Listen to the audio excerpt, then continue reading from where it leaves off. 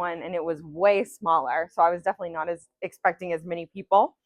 But my name is Meagan Tehseldar. I run a nonprofit called Love Over Labels Advocacy, where we focus on providing low-cost advocacy and educational services for families with children on the autism spectrum.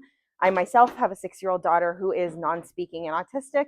So this is something very near and dear to my heart. And I understand that this might not be a autism profile that a lot of people are aware of. So this is really just to kind of bring awareness to this certain aspect of the autism spectrum. So today we're going to be talking about understanding PDA, that is not public displays of affection, if that's what you're thinking. And we're going to focus on autism, authority, and de-escalation.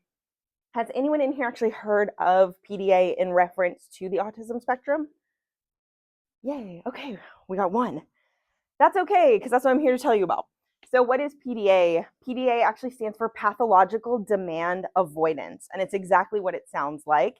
It is a pathological response to a demand, and that response is avoidance. So PDA refers to a specific profile within the autism spectrum. It is not exclusive to autism, so you might encounter individuals who have PDA who are not autistic, but it tends to be very common with people with autism spectrum disorder. And so individuals with PDA exhibit a strong desire for independence, and they have increased sensitivity towards demands that challenge their autonomy. This is really prevalent for y'all because you are authority. And so when you're dealing with individuals who have a neurological fear of authority, it's a really difficult situation for them and for you. So I really wanted to just spend today making you aware of this autistic profile and just kind of digging into it a little bit. So for people with PDA, requests and demands, even perceived ones, can evoke significant emotional responses. And PDA often triggers intense anxiety when they feel like their autonomy or their individuality is threatened. And so this is something that you have probably encountered that you might not even be aware of. And most of the people who have this are also not aware of it because autism is just now really starting to get research and funding into looking at what the triggers are for people and just finding out more information about it. So the odds are you probably actually dealt with someone with PDA and you just weren't aware of it at the time. And I want to make it really clear, this is a super informal presentation. So if you have a question, if you want to push back, because sometimes it'll be like, so feel free, raise your hand, shout out at me. I really want to make it collaborative if you have anything that you want to know. So why does this matter? 1 in 36 children are autistic.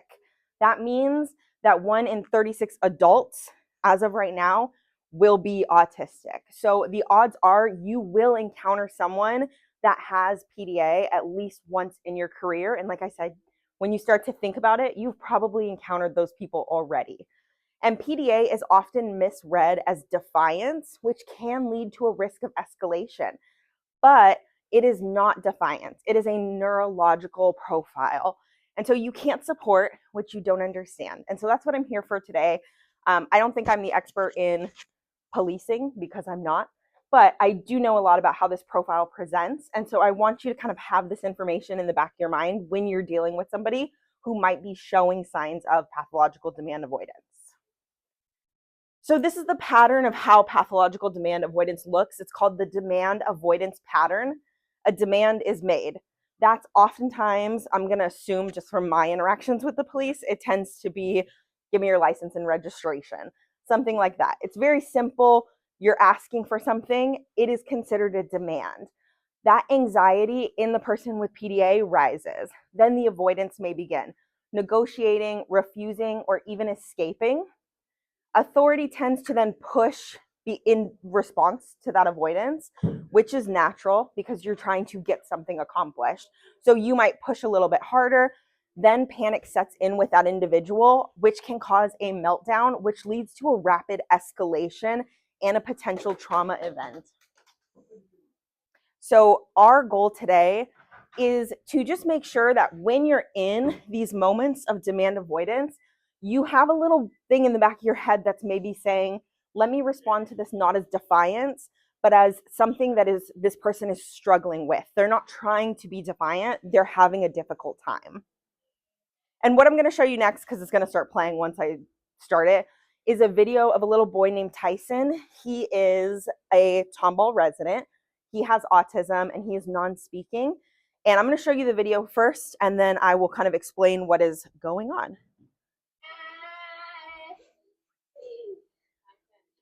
Work first, then do house.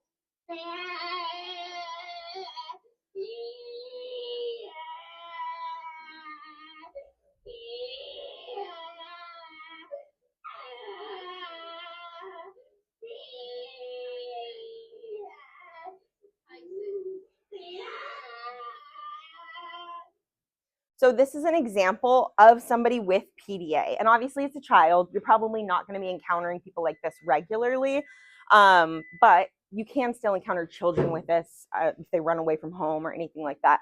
But this Tyson, this child, is going to become an adult. What they're asking him to do in this video is his morning routine, which is what he does every single day. So this is not a non-preferred task. This is not something new and scary to him, but I'm sure you can see that he's physically responding to the ask of being told to do something, the same thing he does every day. Normally he has no problem. In this moment, on this day, his brain said, we're not going to do this. And so it's not a choice. He doesn't want to be defiant. Again, he does this every single day, but you kind of saw they asked him to do something. He started to verbalize. He started to try and push away from the desk. They continued prompting him. And instead of him calming down, because the demand was consistent, he escalated it to what was self-harm. And so this is a very clear example of, with a child, what it looks like. With an adult, it can look different, but it has that same routine. When they're having that demand put on them, instead of just complying with the request, their body is telling them, you're in danger right now. You have to get out of this situation. And so this is an example of what PDA can look like in a child, and kind of age them up a little bit. You can see what it might look like when they're an adult and they're asking for something that's routine, right? Give me your license and registration. Something you're familiar with, but it can send them into panic. Are there any questions before I move forward? I'm sorry. Yeah. Pathological demand avoidance. When I was in schools, they were just starting to talk about how ODD had links to autism. Is that kind of a similarity? Yes. So ODD, oppositional defiance disorder, is very similar in the sense. Oppositional defiance disorder is, I would say, a more studied version of PDA. You could almost say they're like the right hand and the left hand. So ODD tends to be a more common diagnosis, but PDA is something that we're starting to learn more about. Thank you so much for that. Are there any other questions? All right, so there's 3 types of demands. You might not even realize you're demanding something of someone because there's 3 different types. So the first type is a direct demand. That's an explicit instruction. So for example, show me your ID, give me your license and registration, put your hands where I can see them. You're directly asking something of someone. Then we have internal demands. These are demands that the person puts on themselves. I was pulled over one time for speeding. It was the first time I'd ever got a speeding ticket. I was like 18. The internal demand that I put on myself, because I too am neurodivergent, I have anxiety, I knew all of those demands I start putting on myself. Look normal, right? We're not doing anything wrong, but we're like, don't look suspicious. Make sure you make eye contact. Where's my license and registration? Those are all interpreted by someone with PDA.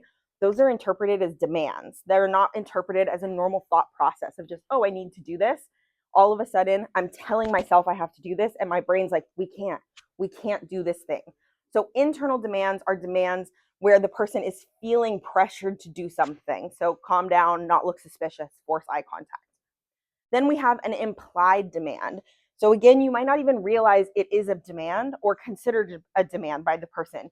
You handing out a ticket and expecting them to take it can be internalized as a demand. And this is kind of where I got some eye rolls in the first session. That's totally valid because you're like, that's my job, right? I have to have people do what I'm asking them to do. That is totally fair. You have to do your job. You are the person who knows how to do your job best.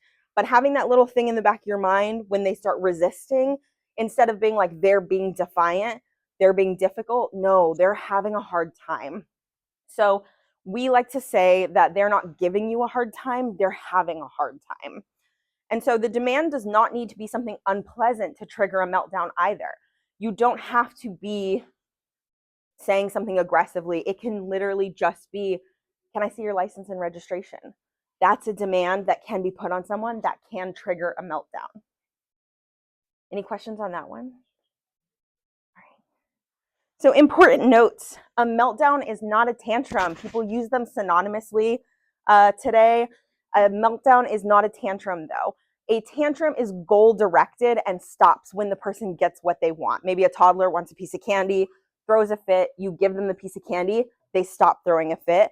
A meltdown is a full body nervous system overload. The person has lost the ability to self-regulate and is in fight, flight, or freeze.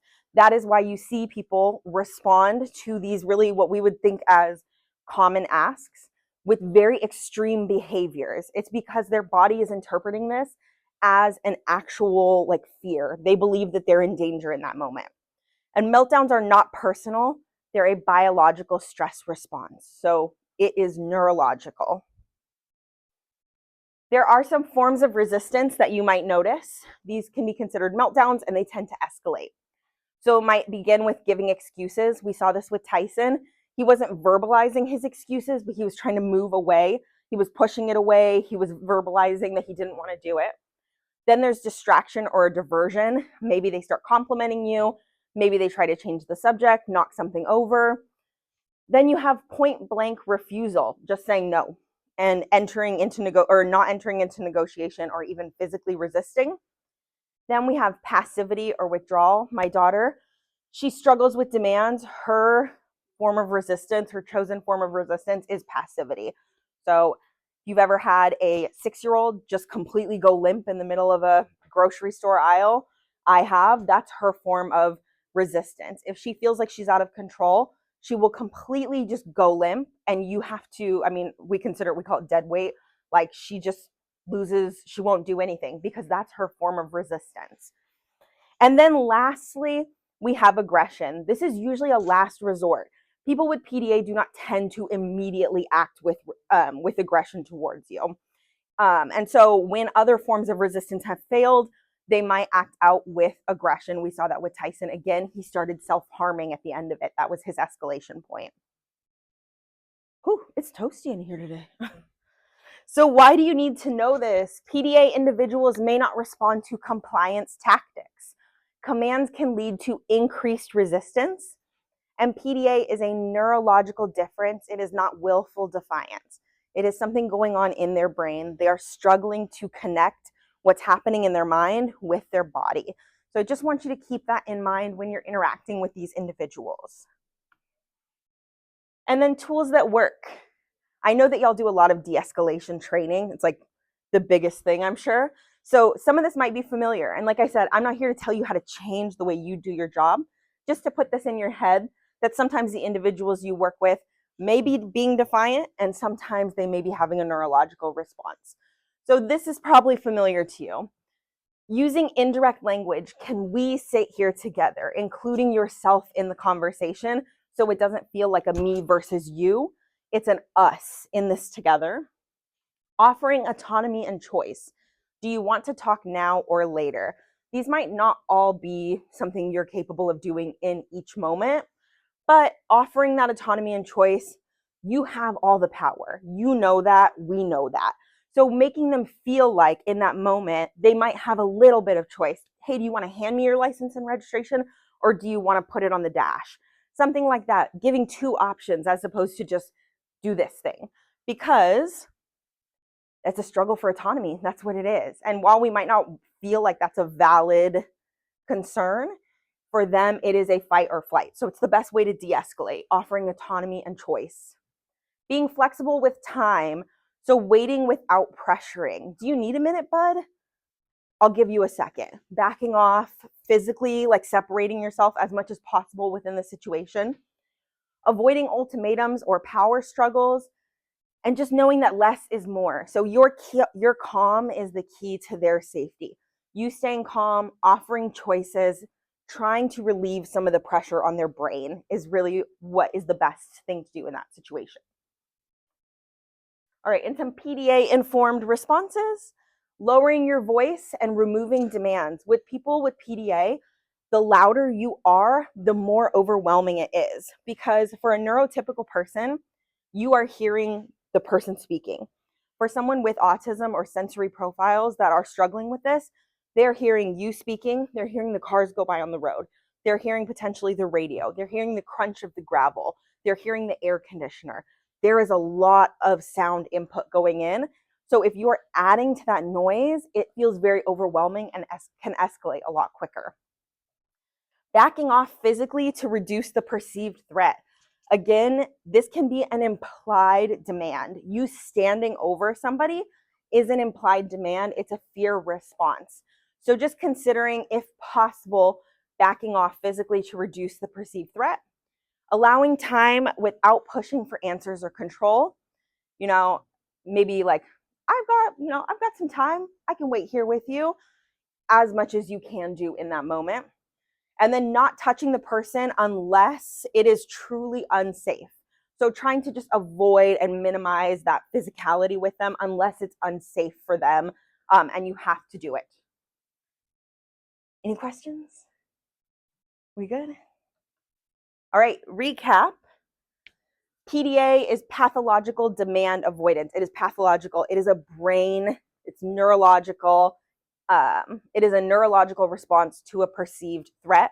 It is not disrespect or defiance. They are not actively trying to make your day difficult. They are having a difficult time.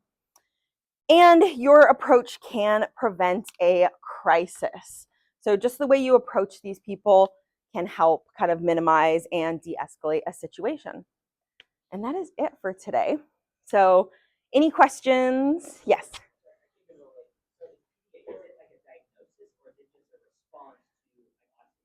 So PDA is a profile on the autism spectrum. So sometimes it will be diagnosed, but a lot of adults do not have diagnoses for autism. We're seeing it more in children.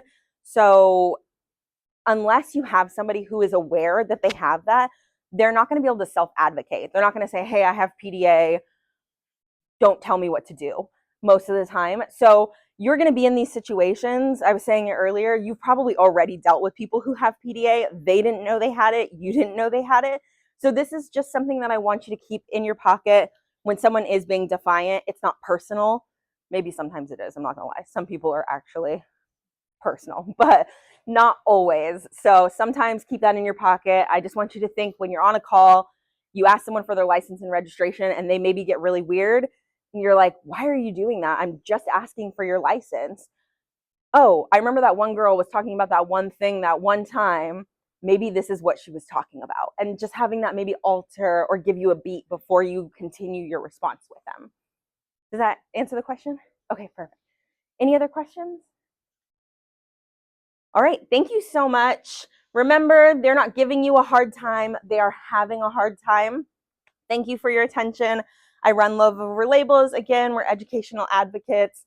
If y'all ever have questions about autism, I'm going to leave some business cards with your sergeant.